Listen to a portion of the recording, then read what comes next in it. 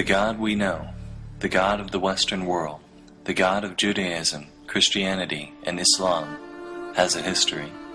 Modern evidence indicates that if you read the Bible as it is currently presented by modern religion, especially if you are reading an English translation, you aren't reading the real story.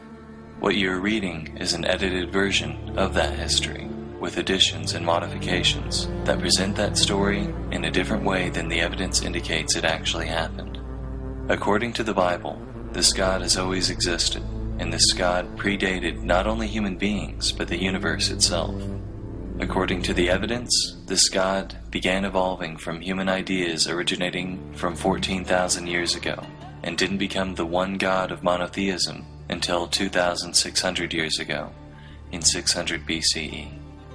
If you want to know the story that the evidence presents, the story understood and supported by the majority of religious studies professors, archaeologists, and anthropologists, the place to begin is not the Bible. It is the Enuma Elish, the Babylonian creation story, which was discovered by archaeologists in the library of Ashurbanipal and dated to have originally been written in about 1750 BCE. As this creation story demonstrates, almost all religions in Mesopotamia at that time were polytheistic. There is no trace of the existence of monotheistic Judaism at this time.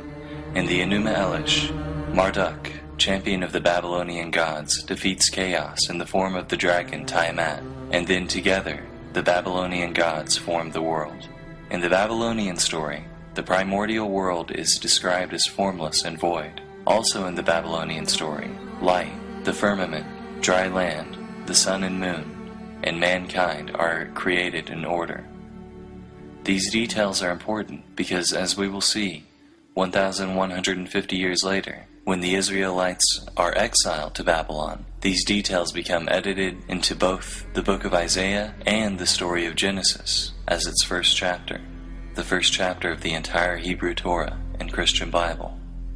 Our next point of interest is the Canaanite religion, which archaeologists have reconstructed from clay tablets found in Ugarit, an ancient port city in Syria, and whose stories are dated to have originally been written before 1200 BCE. The Canaanites were also polytheistic. Of the many gods the Canaanites worship, three in particular are important to the rest of the story. They are El Elyon, whose name means literally God Most High, and who is believed to have been the father of the other gods; Asherah, El Elyon's wife; and Baal, who is both god of storms and fertility. The god Yahweh of Israel and the culture of Israel itself still show no signs of existence in the archaeological record. Yet sometime over the next 500 years the culture of Israel must have evolved, because it is at this time, from 950 to 850 BCE, that the contemporaries J and E began writing their independent accounts of the history of the people of Israel, which would later be combined into a single story. Beginning in Genesis chapter 2, none of what J or E writes aligns with the accounts of the Babylonians or Canaanites, whose accounts predated them by hundreds of years. Because of this, and because of the nature of the stories told, the most reasonable inference appears to be that these accounts were entirely mythical stories that the Israelites used to explain the world around them and find meaning in its cultural climate. But that all changes at Genesis chapter 12 with the story of Abraham. It is here that we finally find a connection with the religion of the Canaanites. We can see in the Hebrew version of the Torah that Abraham is said to worship El Shaddai, one of the names for the Canaanite god El Elyon. Abraham interacts with El Elyon in very personal ways that mirror the other pagan religions of the time. For example, in Genesis 18, El Elyon visits Abraham in human form and talks to him in person. His descendant Jacob has similar experiences, where he climbs to the top of a ladder to heaven and talks to El Elyon in a dream. Later, Jacob wrestles with El Elyon. Also from the Hebrew text, we can see that based on these experiences, Jacob makes El Elyon his Elohim, which is a term from the Canaanite religion which meant Jacob was making El Elyon his primary god. The only way that the usage of this term makes sense is if Jacob believed that El Elyon was just one god of many, and that Jacob was committing to this one god in order to receive special protection. In other words, it becomes clear from the terms used in the God they worshipped that Abraham, Isaac, and Jacob were polytheists or pagans. just like their pagan contemporaries in Canaan and Babylon. The worship of El Elyon fades from the Hebrew text as we enter Exodus, where he is replaced by Yahweh, who is said to have rescued the Hebrews from slavery in Egypt. The story of Exodus, particularly in its modern interpretation in the animated film The Prince of Egypt, depicts ancient Egyptians as the ultimate assholes, viciously enslaving an entire race for the sole purpose of erecting colossal monuments to their own glory. While it is a moving story of triumph and deliverance from oppressive circumstances, on a historical level, it contradicts the modern archaeological evidence that we have for the inner workings of ancient Egyptian culture, particularly their slave ownership practices. Modern archaeological evidence indicates that the workers who built all of the large monuments in Egypt, from pyramids to sphinxes, were well-paid Egyptian citizens who were given good housing, fed well, given good medical care, and given honorable burials. Further, while, like many ancient civilizations, the Egyptians did own some slaves, there is no evidence that they ever owned the magnitude purported by the Bible, or otherwise systematically enslaved an entire race. While the account of Exodus appears to have been largely mythical, its telling nonetheless reveals the polytheistic worldviews of J and E. After the Hebrews are rescued by Yahweh from the Egyptians, we can see even in the English translations of Exodus that they sing, "Who is like you among gods, Yahweh?" and "Now I know that Yahweh is greater than all other gods." Exodus also established Yahweh as Israel's war god, calling him a great warrior who delivered them from Egypt. As the Torah progresses, its polytheistic nature compounds.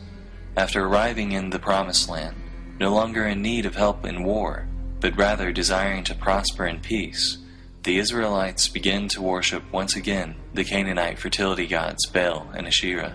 Before reading a history of God, verses like this made no sense to me. In the English translation of the Bible, the Hebrews are presented as choosing between the Lord, Baal, and Asherah.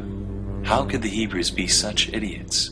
Why wouldn't they worship the one God of all creation? The picture looks different when the God you're supposed to be worshiping is Yahweh Sabaoth, which means the God of the armies. Yahweh started as basically the Hebrew version of the Greek god Ares. No wonder he was obsessed with war and death in the Old Testament. That was back when he was still just their god of war. Now the picture made sense. Like the ancient Greeks, the Hebrews had a pantheon of gods they worshipped, or at least the gods Yahweh, Baal, and Asherah. We have archaeological evidence of the polytheistic nature of early Israelite culture in one of our earliest archaeological artifacts from Israel from 1000 BCE, a polytheistic cult stand from Tanakh. Despite their polytheism, there were among the Israelites some with an unusually strong devotion to Yahweh in particular, who are now referred to as Yahwehs. In times of peace, there was little motivation for the people of Israel to give much weight to the opinions of such radical devotees of Yahweh, but times of upheaval accelerated their opinions to the forefront of Hebrew culture. After the death of King Jeroboam II in about 750 BCE, the northern kingdom of Israel was in a state of near anarchy. On top of this, it was well known that Assyria wished to capture Israel in its moment of weakness. From this state of upheaval, 3 prophets arose, Isaiah, Amos, and Hosea. All 3 of them cried for devotion to Yahweh and disparaged the worship of other gods. From their prophecies, we can see how each of their versions of Yahweh had been created in their own image. Isaiah, a member of the royal family, had seen Yahweh as a king. Amos, a shepherd, had described his own empathy with the suffering poor to Yahweh. Hosea, who was suffering through marriage problems, saw Yahweh as a jilted husband who still continued to feel a yearning tenderness for his wife, Israel. Ultimately, their outcry did nothing to save the northern tribes, and they fell to Assyria in 711 BCE. But their words lived on in Hebrew scripture and the Hebrew imagination. The cult of Yahweh received another boost during the rule of King Josiah in 622 BCE. Unlike his predecessors, who welcomed an open pagan vision, Josiah was a strict Yahwist. Like the prophets before him, Josiah was convinced that Judah's social problems came from a lack of devotion to Yahweh. During renovations to the temple, Josiah's high priest Hilkiah discovered a lost book of the law, which was alleged to have been authored by Moses. This book was Deuteronomy, and given its conveniently timely discovery, as well as its linguistic features, the majority consensus of biblical scholars such as Richard Elliott Friedman is that it was a forgery. In Deuteronomy, a strict and permanent covenant to Yahweh, as well as a complete rejection of other gods, is established. It is commanded of the Hebrews that they tear down the altars and smash the idols of other gods. In response to the discovery of Deuteronomy, Josiah and his court implemented merciless reforms that officially established Yahweh as the official God of Judah. The reformers also rewrote Israelite history. The historical books of Joshua, Judges, Samuel, and Kings were revised according to the new ideology. And later, the editors of the Pentateuch added passages that gave a Deuteronomist interpretation of the Exodus myth to the older narratives of J and E. The intense hatred of other gods by Yahweh is firmly established in the rewritten Hebrew history. The bloody God Yahweh is made even bloodier, as he is now said to have commanded Joshua to wreak genocide on the natives of Canaan for worshipping other gods. Interestingly, despite the enforcement of this strict devotion to Yahweh, monotheism was still not established. The evidence of Deuteronomist passages like, "You shall have no other gods before me," indicates that even Josiah still believed in the existence of other gods. This was still polytheism. It was just a vicious form of monolaterous polytheism that vehemently rejected the worship of the other gods. But the stage was set. In 604 BCE, King Nebuchadnezzar II rose to power in Babylon. It was well known at this time that Nebuchadnezzar sought to conquer Jerusalem. As his armies gathered and prepared, another prophet, Jeremiah, arose, once again crying that strict devotion to Yahweh and the rejection of other gods had been the solution to their problems. Except this new prophet was claiming that it was too late to do anything about it. Yahweh would use this foreign army as his instrument to teach his people a damning lesson. Like the prophets before him, he projected his own emotions, such as fury, onto Yahweh. As Jeremiah predicted, the fall of Jerusalem to Babylon was inevitable. The forces of Babylon were just too massive, and Jerusalem was just in too weakened a state. The temple was destroyed. The Hebrews were exiled from their country to live in Babylon. The Babylonian exile had begun. Their sense of defeat was devastating. Polytheistic gods in ancient Mesopotamia were associated with specific territories of land. When the Hebrews were exiled to Babylon, they felt they could no longer connect with Yahweh. How can we sing the songs of Yahweh while in a foreign land? Ezekiel, a prophet who arose among the exiled Hebrews, expressed how alienated the Hebrews had become. He too blamed their plight on the Hebrew people for a lack of devotion to Yahweh. It was then, at a time when the Hebrew people seemed most crushed, at a time when it seemed certain that the cult of Yahweh would surely die, it instead did something that religion has done throughout history in order to survive. It changed. A new author, who scholars call Second Isaiah, arose, and his words were appended to those of the first Isaiah. "I am the first, and I am the last. Besides me, there is no God." Monotheism was born. From this new monotheistic culture, the priestly source P arises. Israelite history is rewritten once again. Exodus is rewritten by P to say that the El Shaddai worshipped by Abraham and the Yahweh worshipped by Moses were the same God. Any references to El Elyon are explained by P as merely different names for Yahweh. The entire book of Leviticus is authored. Genesis 1 is crafted as an improved monotheistic version of the Babylonian account of creation. Second Isaiah rewrites Babylonian myths that were attributed to Marduk, such as his defeat of the dragon Tiamat, attributing them instead to Yahweh. The Torah is rebranded by P to look as if it had always been monotheistic. In 600 BCE, the God of Western monotheism, the God of Judaism, Christianity, and Islam, was born.